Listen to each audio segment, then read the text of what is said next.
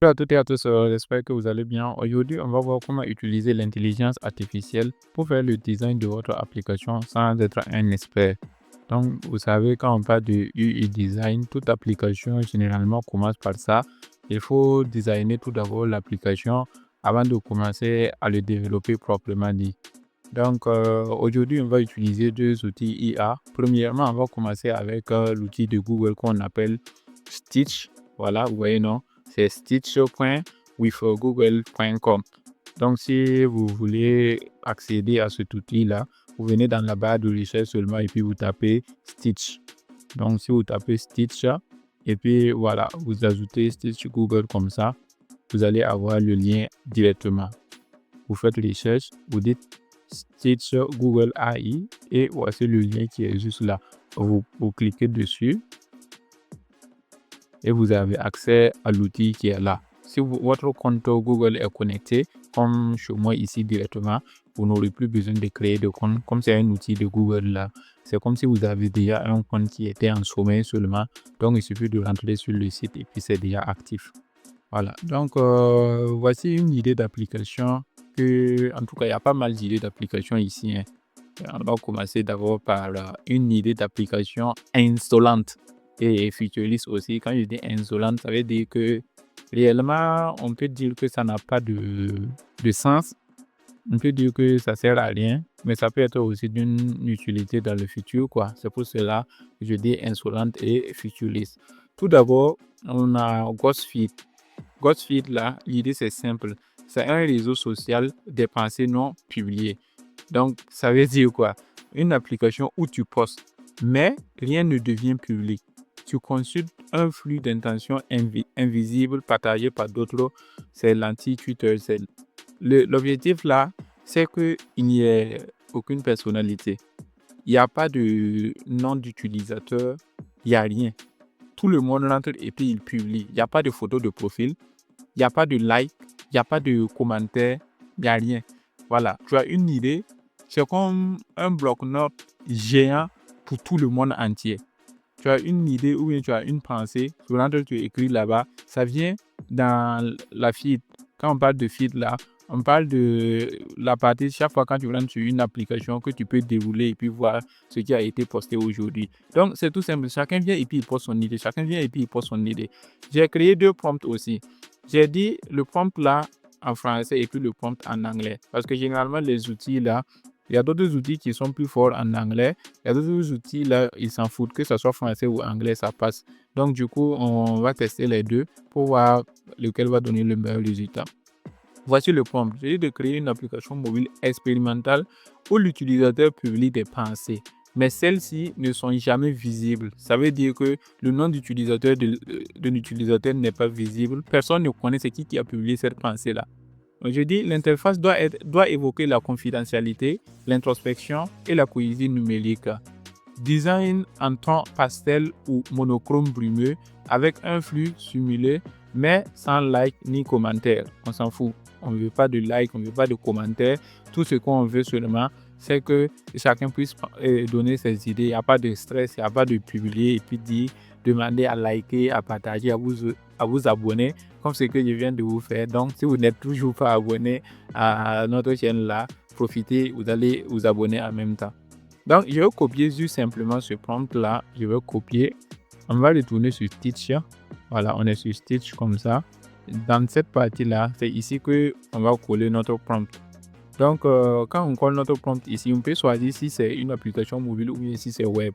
Là, je clique sur cette partie. Je colle le prompt en français et je vais le laisser sur mobile. Donc, on veut une application mobile. Et je vais cliquer sur Generate Design. Ça est en train de réfléchir, vous voyez, non, cette partie-là. Donc, ça me détaille un peu les choses. Il dit génération d'écran pour une application mobile expérimentale où les utilisateurs publient des pensées invisibles axées sur la confidentialité et l'introspection. Et il va détailler l'écran principal, afficher une interface minimaliste et brumeuse avec une invite pour que les utilisateurs partagent leurs pensées. Il pourrait s'agir d'une zone de texte en forme de nuage ou un espace légèrement animé. Si cette approche correspond à vos attentes, nous pouvons procéder à la conception de cet écran. Donc, il détaille un peu ce qu'il va faire. C'est juste l'écran principal qu'il va coder. Donc, du coup, si cela vous convient, vous dites que OK. Vous dites seulement que OK, allons-y. Allons. Voilà, OK, allons-y. Et puis, vous allez lancer. Si vous dites OK, allons-y, Stitch va prendre ce que lui, il a dit ici. Voilà, et puis il va commencer à coder votre interface utilisateur. Vous voyez que c'est réellement tout simple. Hein. Avant, si vous voulez faire ce genre de design là, le UX design, il y a pas mal de logiciels qui sont utilisés pour cela. Et le plus connu là, c'est Figma. Donc, vous avez Figma qui est utilisé pour le UX design. Et c'est pas encore le code de l'application, mais c'est comment l'interface serait, comment l'application va s'afficher. Et en fonction de cela, maintenant, on va coder, le programmeur va coder l'application. Donc, voici, il dit qu'il a fini de faire l'écran principal. Il dit l'écran principal est conçu avec une interface minimaliste et brumeuse, invitant les utilisateurs à partager leurs pensées dans une zone de texte en forme de nuage, subtilement animée pour évoquer la confidentialité et l'introspection. Souhaitez-vous des modifications ou passer à d'autres écrans? Si on a d'autres écrans qu'on veut, on va lui dire d'ajouter ces écrans-là. Donc, on a Invisible Through, Share Your Through with the Word Anonymous. Donc, c'est juste, vous allez donner vos pensées à partager avec tout le monde. On a paramètres ici. Voilà. Ici, paramètres, on a envoyé. Donc, je peux lui dire que, bon, c'est juste un exemple. Hein. Je lui dis de mettre un logo en haut à gauche. Donc, en haut à gauche, là, c'est ici, juste là, que je veux qu'il mette un logo. On va lancer ça pour voir si est-ce que je vais pouvoir gérer ça proprement. Donc, il repart encore pour réfléchir. Il a commencé le design. Il a fini de faire What's on your mind. Voilà, ils ont mis ici, voici le logo que je lui ai demandé en gauche là. Donc, voici que bon, ça commence à prendre forme. Si je peux lui dire de rajouter des pages, mais ce style d'application, on n'a pas besoin d'autres pages. Et on a juste besoin de voir les anciennes pensées en bas.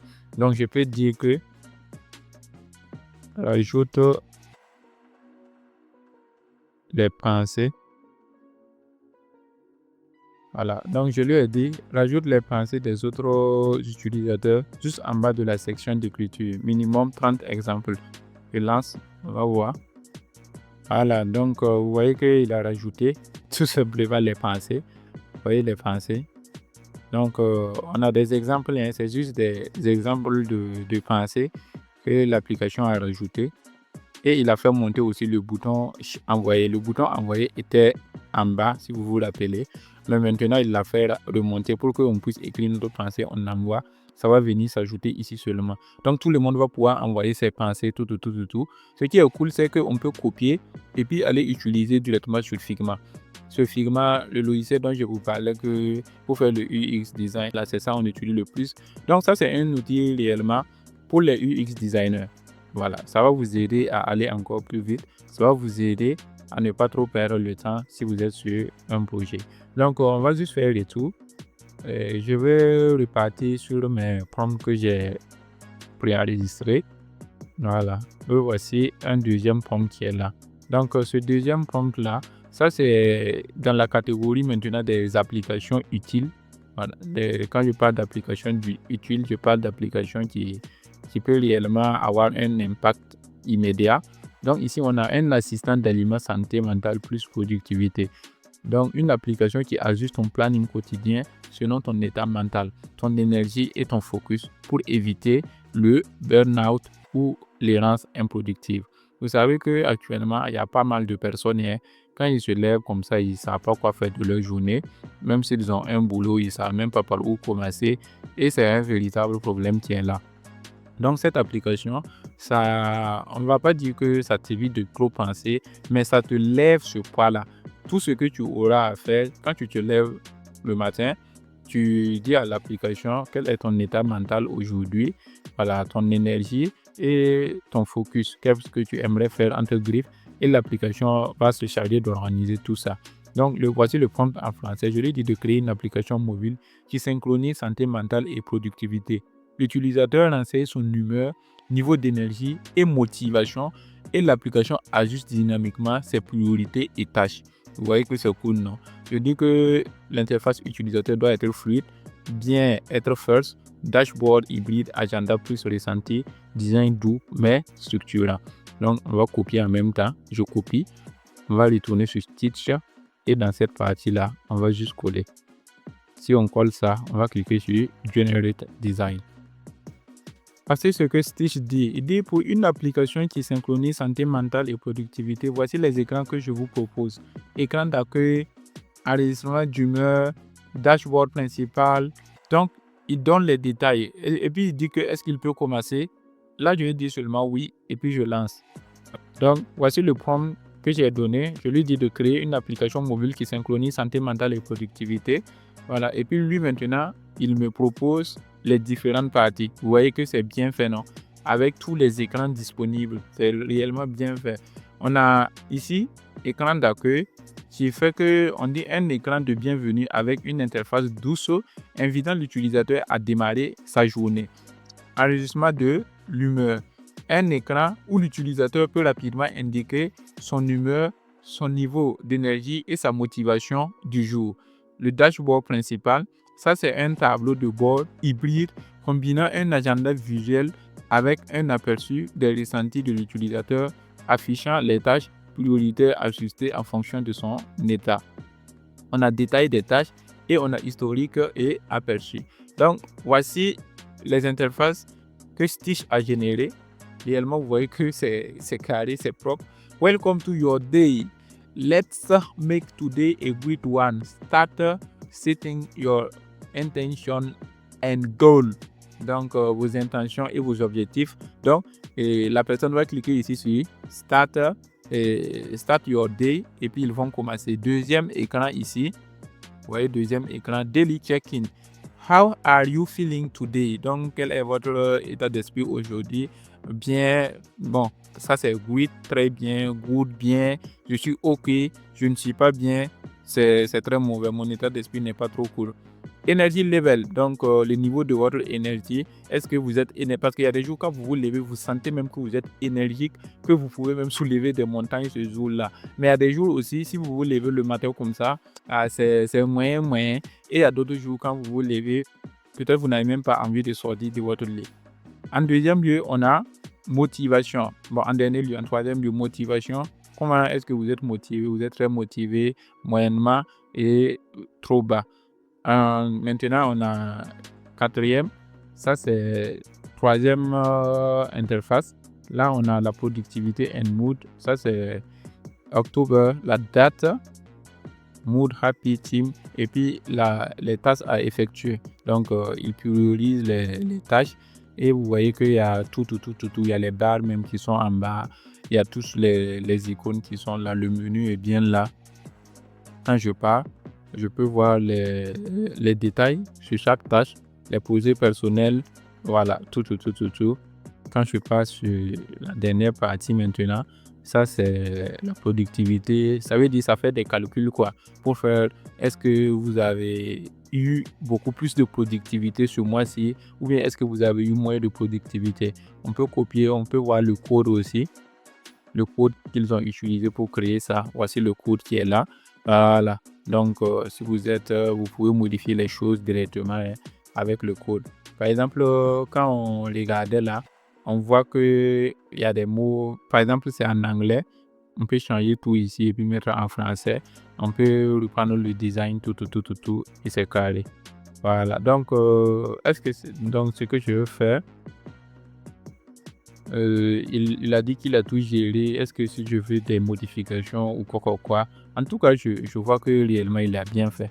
Vous voyez que l'application, c'est réellement très bien fait. Le design est réellement bien fait. Si vous donnez ça à un programmeur, il saura quoi faire. Il saura quoi mettre ici, quoi mettre par là. Ce que je peux rajouter, je peux tout simplement lui dire que je veux que ça soit en français. Et puis, on va voir s'il va pouvoir traduire en français. On lance et on attend. Il me demande de la précision si est-ce que ma demande concerne la langue de l'interface ou le texte que j'utilise pour décrire l'écran. Donc tout ce que je vais dire, je vais juste copier, c'est la langue de l'interface. Sinon, ce qu'il utilise pour décrire les écrans, là, c'est déjà en français. Donc, je dis la langue de l'interface et puis je lance. Il dit que je suis désolé, mais je ne peux pas changer la langue de l'interface. Je peux seulement générer des interfaces en anglais. Si vous souhaitez une application en français, vous devez créer un nouveau fil de discussion. Vous voyez, non, qu'il ne peut pas faire de cela en français. Donc, Stitch, en tout cas, je pense qu'il a bien fait son taf. Il a bien travaillé. Vous avez vu que les résultats sont plutôt agréables à voir. Application mobile pour synchroniser santé, tout. Donc, c'est deux applications qu'on a fait. On a l'autre qui était farfelu, mais ça là qui est plus cool, plus carré. Maintenant, je vais vous montrer une autre IA qui se nomme Motif AI. Ça aussi, c'est comme Stitch. Ça permet aussi de faire des designs, des UX design. Donc, voici où vous faites Motif avec 2 F. Motif.com comme ça avec 2 F. Je vais cliquer tout simplement sur commencer gratuitement. Ok, donc dans cette partie-là, je vais juste mettre mon mail. Je vais vérification code. Je vais lui dire de m'envoyer un code pour vérification. Je vais retourner sur mes mails là. Dans la partie inbox, je vais voir que Motif m'a envoyé un mail. Donc je rentre, voici le code qui est là. Je copie le code. Je reviens sur Motif. Je colle le code. Et ici, je vais juste mettre un mot de passe. Donc, vous mettez votre mot de passe, juste un mot de passe pour pouvoir utiliser l'application. Voilà, c'est ça.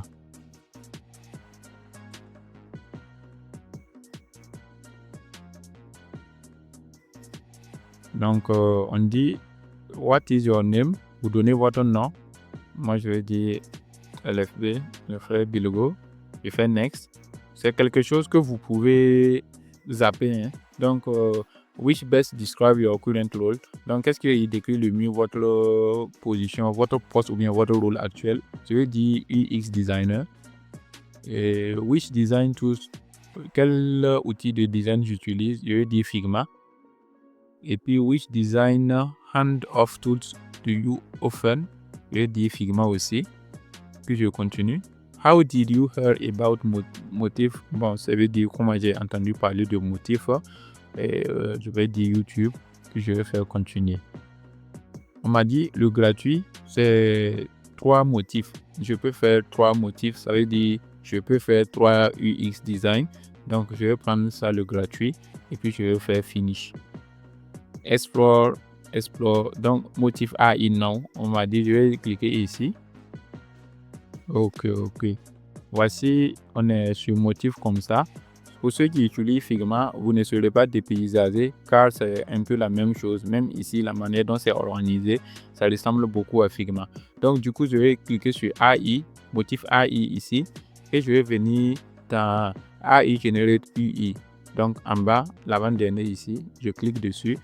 On me dit de AI Generate UI.